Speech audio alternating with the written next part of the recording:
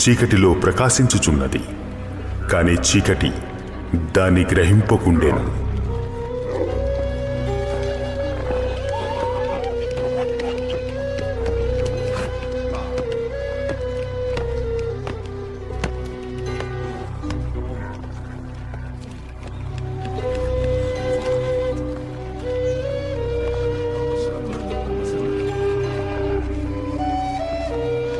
దేవుని యొద్ద నుండి పంపబడిన ఒక మనుష్యుడు ఉండేను.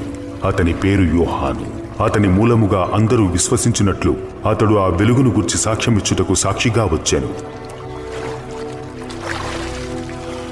అతడు ఆ వెలుగై ఉండలేదు గాని ఆ వెలుగును గూర్చి సాక్ష్యమిచ్చుటకు అతడు వచ్చెను.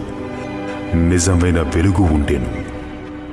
అది లోకములోనికి వచ్చుచు ప్రతి మనుష్యుని వెలిగించుచున్నది.